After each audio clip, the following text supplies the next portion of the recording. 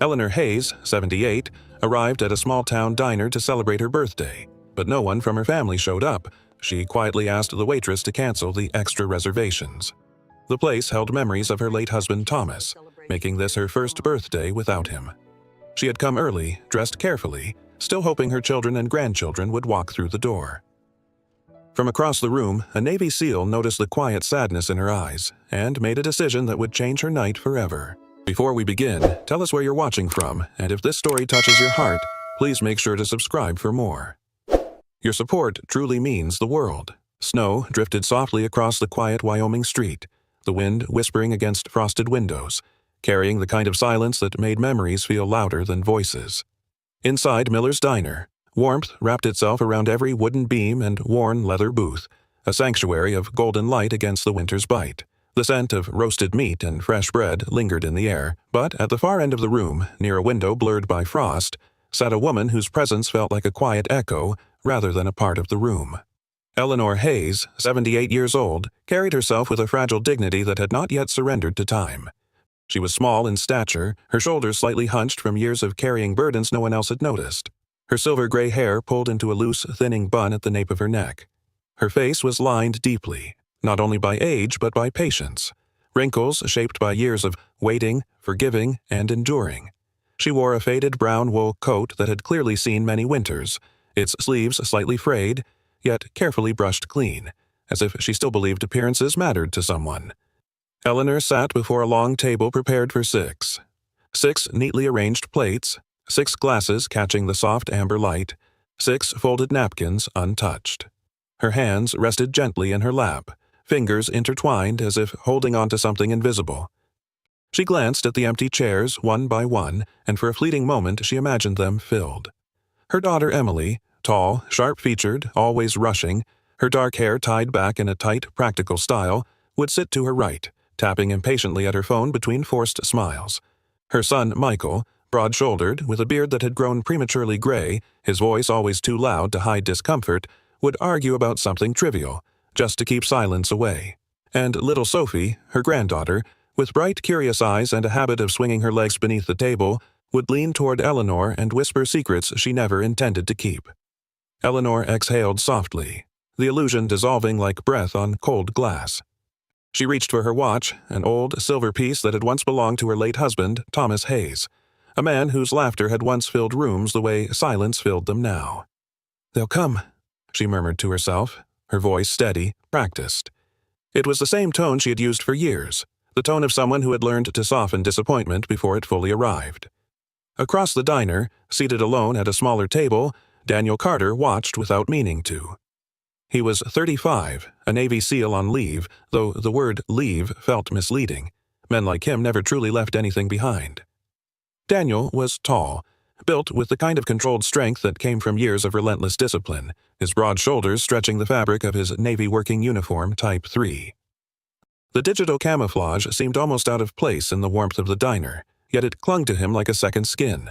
His face was weathered beyond his years, sharp jawline shadowed by a short, neatly trimmed beard, his gray-blue eyes carrying a stillness that suggested he had seen too much and spoken too little about it.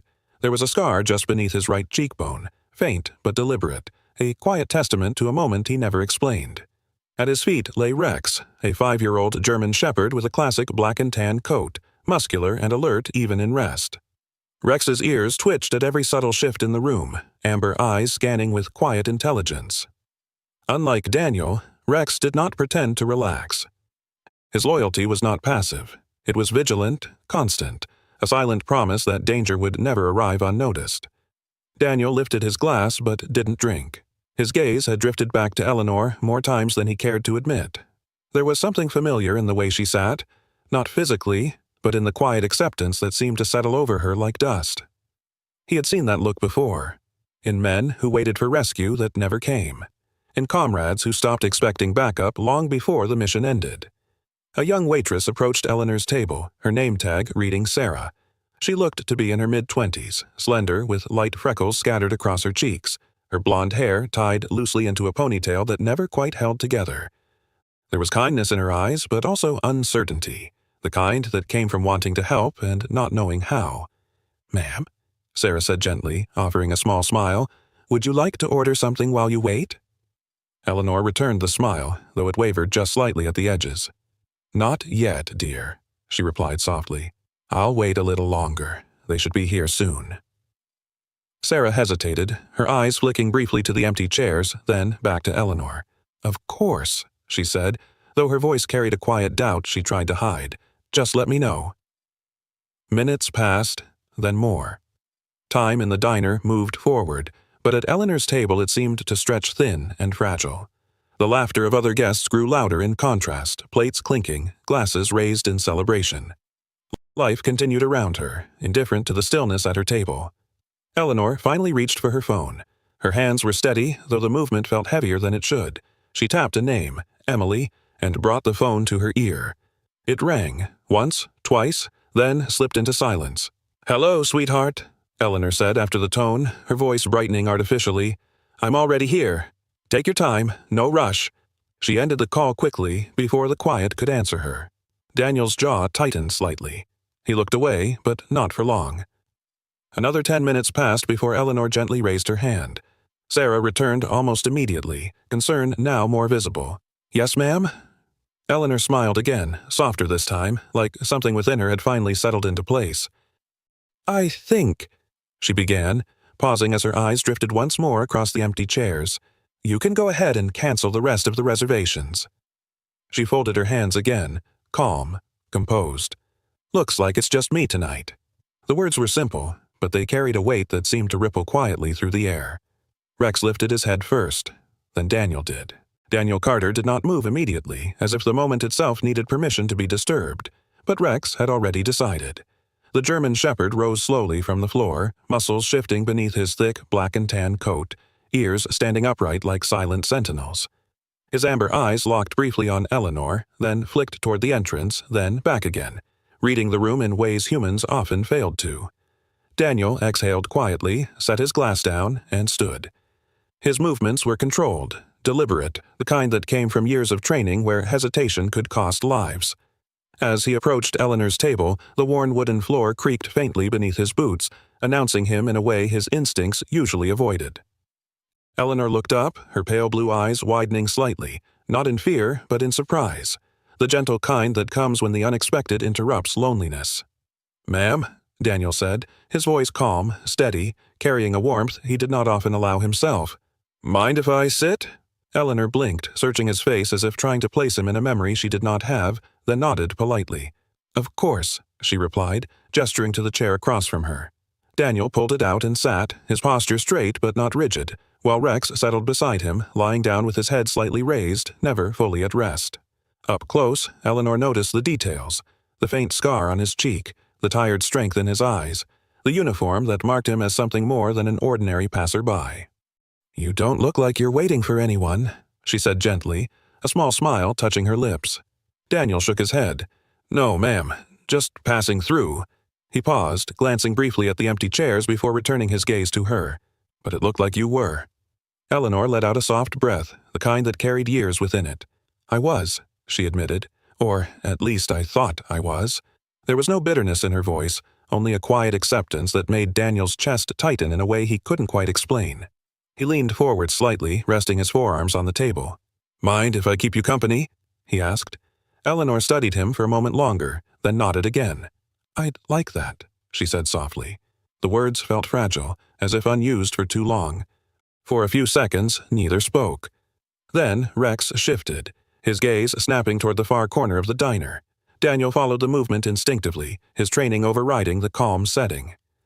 At a booth near the entrance sat 3 men who did not belong to the warmth of the room.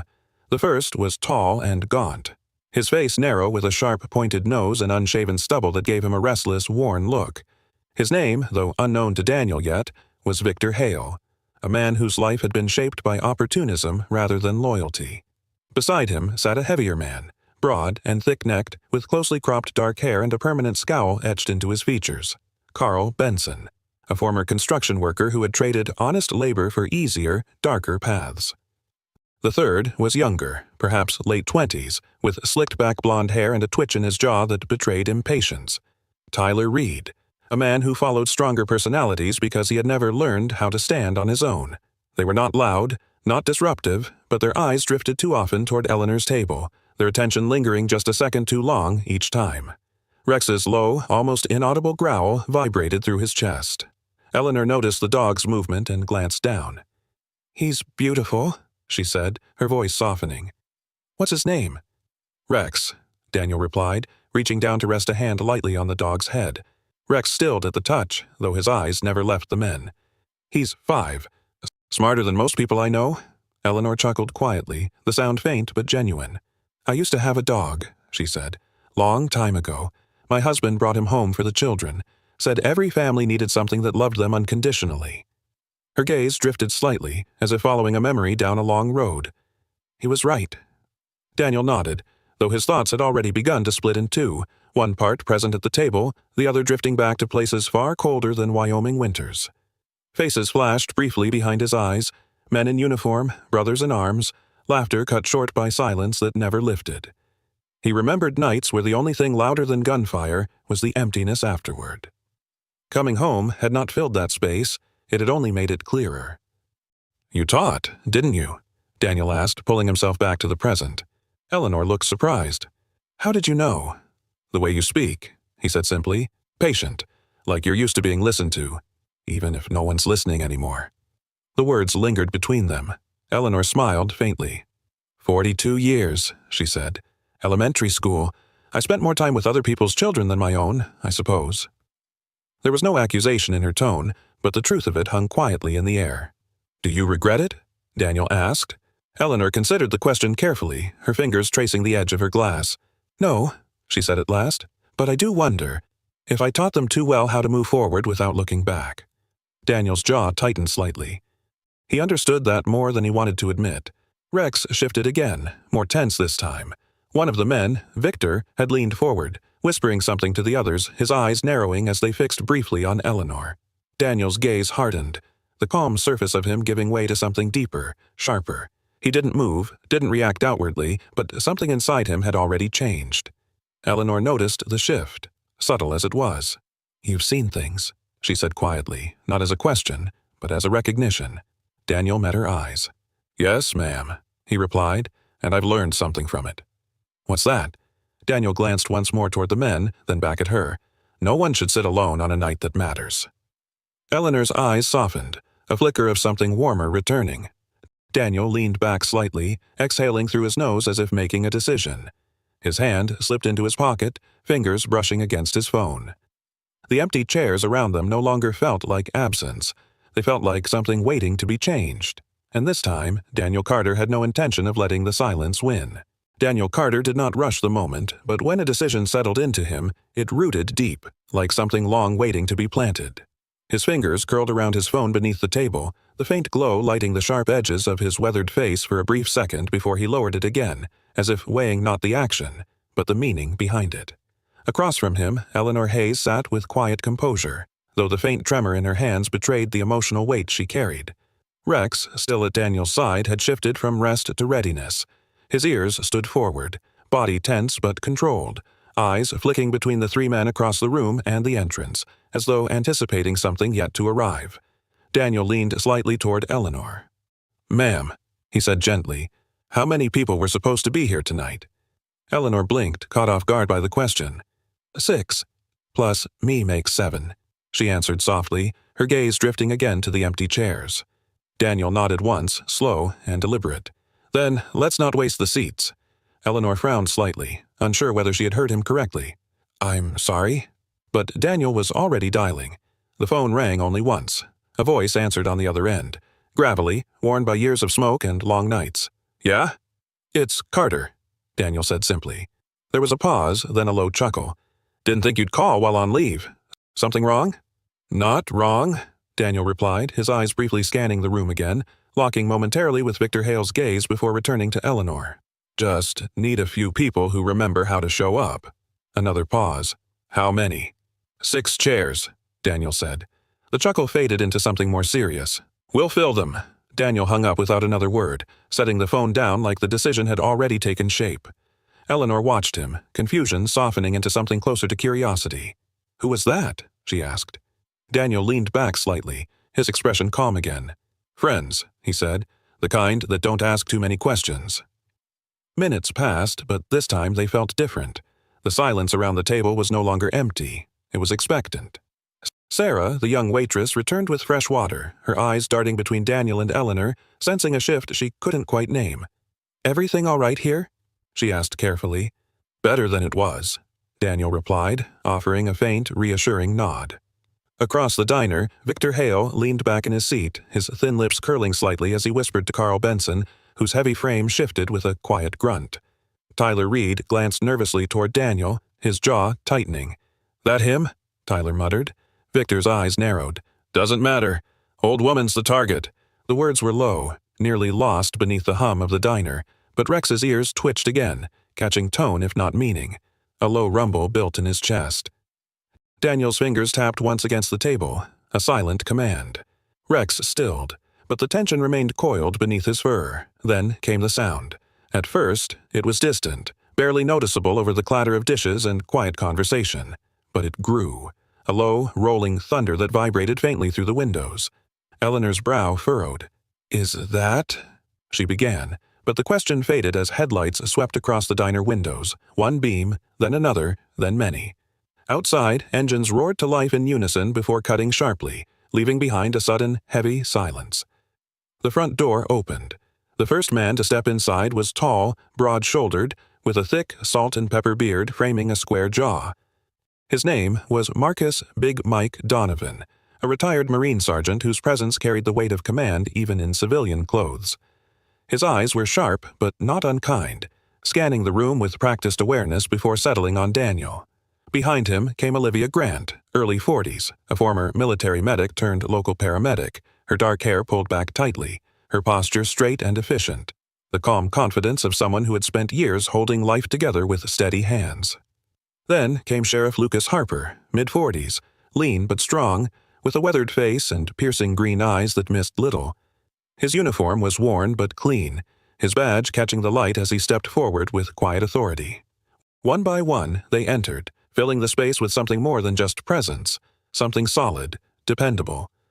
Daniel stood, nodding once in acknowledgement. "You made it," he said. Big Mike smirked. "You said 6 chairs. We brought enough to fill 'em." Eleanor sat frozen, her eyes moving from one face to another, disbelief slowly giving way to something warmer. "I don't understand," she whispered. Olivia stepped forward first, her expression softening as she crouched slightly beside Eleanor. "You don't have to," she said gently. "We heard it was your birthday." Sheriff Harper pulled out a chair and sat without hesitation, resting his hat on the table. "Figured no one in this town should be celebrating alone," he added. Within moments, the empty chairs were no longer empty. Laughter began to replace silence, hesitant at first, then growing. Big Mike clapped Daniel on the shoulder before dropping into his seat, while Olivia exchanged a few light words with Sarah, who now moved quickly to bring menus, her earlier uncertainty replaced with quiet excitement. Eleanor's hands trembled again, but this time not from loneliness. "You didn't have to do this," she said, her voice catching slightly. Daniel met her gaze. "Yeah," he replied simply. "We did." Across the room, Victor Hale's expression darkened. His plan had relied on isolation, on pressure applied quietly and without resistance. But now, the dynamic had shifted. He leaned forward again, voice low. "This just got complicated," he muttered. Carl cracked his knuckles, eyes narrowing toward the table. Tyler swallowed hard, glancing nervously at Rex, who now stood fully, his posture rigid, gaze locked. The storm had not passed. It had only begun to gather. And as laughter filled Eleanor's table, something darker tightened its grip just beyond the light. The laughter did not vanish all at once. It faded slowly, like embers dimming after a long, warm fire, leaving behind a glow that refused to disappear completely. Plates sat half-finished, glasses half-full, and Eleanor Hayes remained at the center of it all, her small frame now surrounded not by absence, but by presence. Her cheeks carried a faint color she had not worn in years, and her eyes, though still lined with age, held a quiet shimmer that spoke of something rekindled. Daniel Carter stood near the end of the table, his posture relaxed only on the surface, one hand resting casually against the back of his chair while the other brushed lightly against Rex's collar. The German shepherd stood close, no longer lying down, his body angled protectively toward Eleanor, ears alert, gaze shifting between the room and the door, as if he could already sense what had yet to unfold. Big Mike Donovan leaned back in his chair, his deep voice rumbling as he finished a story about his Marine days, while Olivia Grant smiled softly, her calm presence steadying the room, and Sheriff Lucas Harper watched everything with quiet attention, his instincts never fully off duty. Yet, across the diner, the light seemed thinner. Victor Hale had not left. He sat still, fingers steepled beneath his chin, eyes calculating, while Carl Benson cracked his knuckles again with slow intention, and Tyler Reed shifted in his seat, unease crawling beneath his skin. "We should head out," Eleanor said gently after a while, her voice warm but tired, her hand resting lightly against the table as she prepared to stand. "It's been more than I ever expected." Daniel nodded once. "I'll walk you to your car," he said, the offer simple but not optional. Eleanor hesitated only briefly before accepting. Outside, the cold hit harder, the night air biting sharper now that the warmth of the diner was behind them. Snow had begun to fall again, thin and steady, dusting the pavement and the parked cars in a quiet white veil. The parking lot was dimly lit, shadows stretching long between flickering lights. Rex stepped forward first, positioning himself slightly ahead of Eleanor, his body low and controlled, every muscle tuned. Daniel walked just behind her shoulder, his gaze sweeping the area, reading every movement, every silence. The sound of boots on gravel broke the stillness. Victor Hale stepped into the light, his tall, narrow frame cutting through the shadows like something that had been waiting patiently. Carl Benson followed, his heavy build looming, and Tyler Reed lingered just behind them, less certain but unwilling to retreat. Eleanor stopped, her breath catching slightly. "Excuse me," Victor said, his voice smooth, almost polite, though his eyes held none of it. "Mrs. Hayes, isn't it?" Eleanor straightened slightly, drawing what dignity she could around her like a shield. "Yes," she replied cautiously. Victor smiled thinly. "We've been trying to reach you. About your property." Daniel's expression did not change, but something in his stance shifted. Subtle, but unmistakable. "Now's not the time," Daniel said calmly. Victor's gaze flicked toward him, measuring. "Didn't realize this was your business," he replied.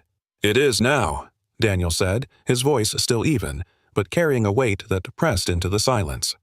Carl stepped forward, his boots crunching against the snow, his thick arms folding across his chest.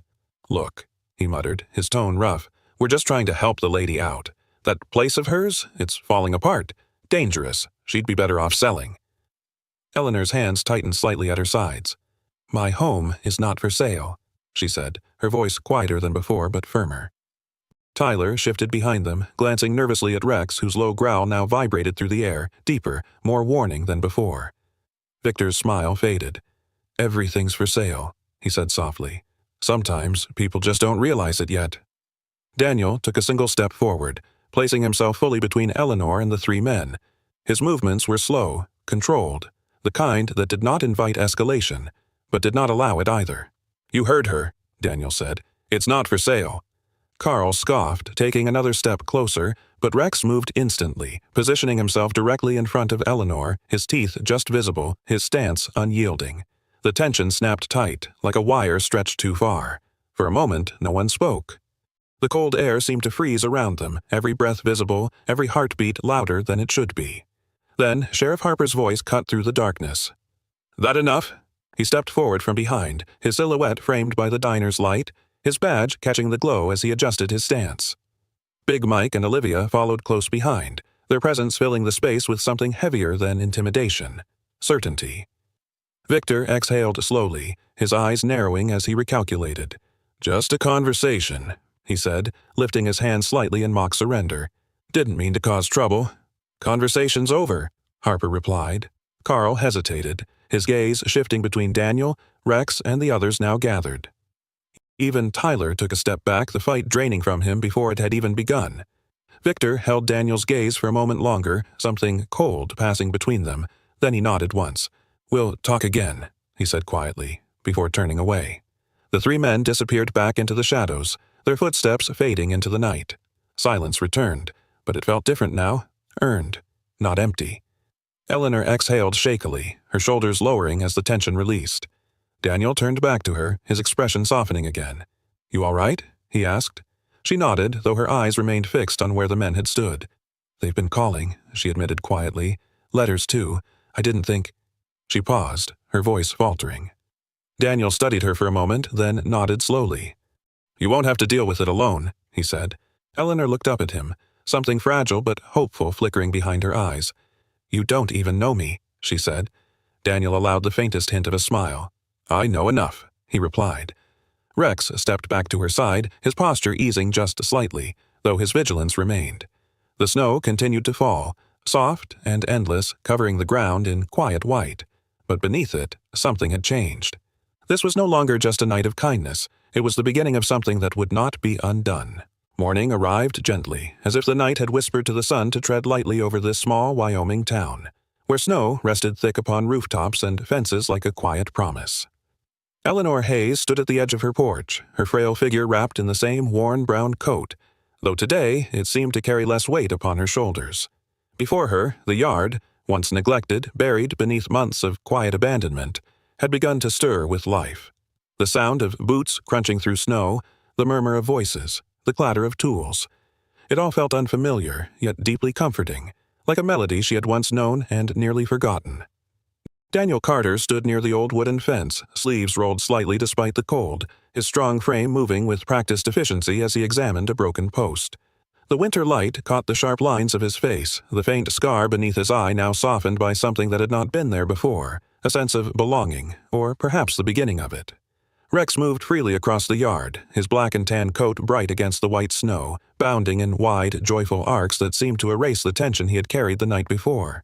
For the first time since Daniel had known him, Rex's vigilance had loosened into something lighter, his ears still alert but no longer rigid, his movements playful rather than protective. "He likes it here," Eleanor said quietly, stepping closer, her breath visible in the cold air. Daniel glanced toward the dog, then back at her. "He knows when something's worth guarding," he replied. Eleanor smiled faintly, her pale blue eyes following Rex as he chased a drifting clump of snow kicked up by a passing boot. More figures filled the yard now.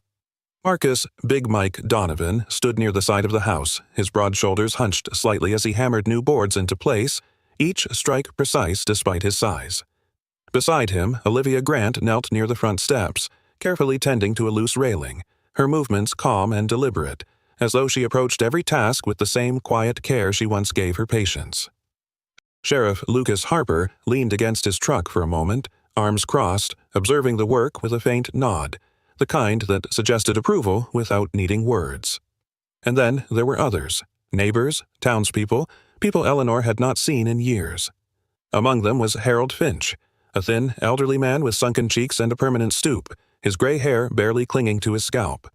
Harold had once been Eleanor's colleague at the elementary school, a quiet mathematics teacher who had spent his life avoiding attention after losing his wife decades ago. Today, he carried a toolbox in trembling hands, his presence hesitant but determined. "Figured I could still be useful," Harold muttered as he approached, not quite meeting Eleanor's eyes.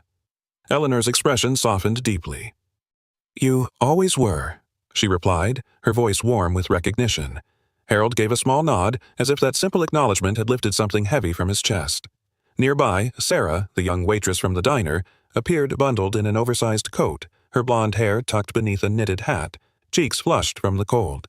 She carried a tray of steaming coffee cups, carefully balancing them as she navigated the uneven snow. "Thought everyone could use something warm," she said with a shy smile, offering a cup to Eleanor.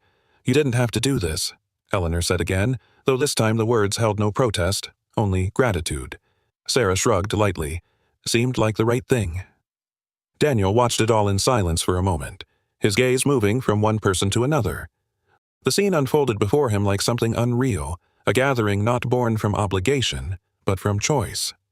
He had spent years believing that bonds were forged through shared hardship, through survival. But this was something different.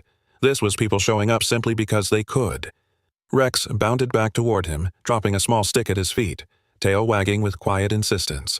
Daniel looked down, then shook his head with the faintest smile. "You're persistent," he muttered, bending to pick it up. He threw it across the yard, watching as Rex sprinted after it, his powerful legs cutting through the snow with ease. Eleanor watched the exchange, her smile deepening. "You remind me of Thomas," she said softly. Daniel glanced at her. "Your husband?" She nodded. "He used to fix everything," she said.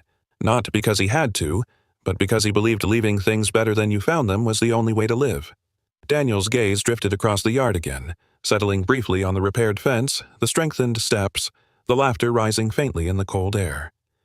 "Sounds like a good man," he said. Eleanor looked at him then, really looked at him, as if seeing something beneath the surface. "So are you," she replied. The words lingered, quiet but firm. Later that afternoon, as the work slowed and the sun dipped lower, casting long golden shadows across the snow, a small table was set up on Eleanor's porch.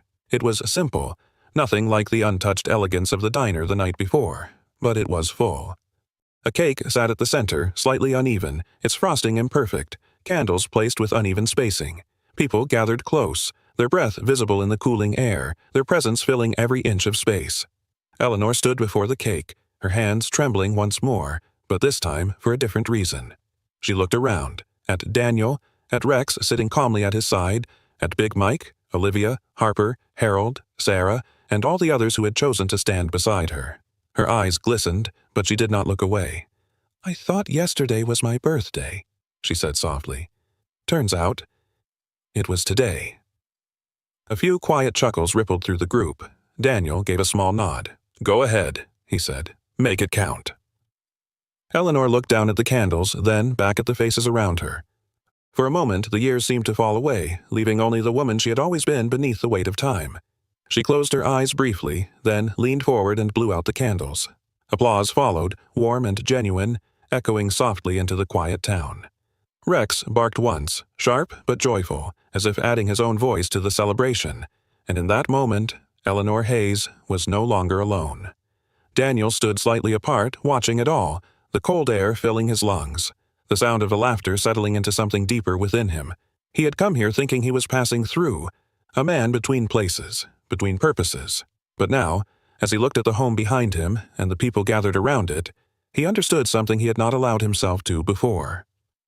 Coming back was never about returning to what was lost. It was about choosing what to build next. And, for the first time in a long time, that choice did not feel empty. Before we begin, tell us where you're watching from, and if this story touches your heart, please make sure to subscribe for more. Your support truly means the world.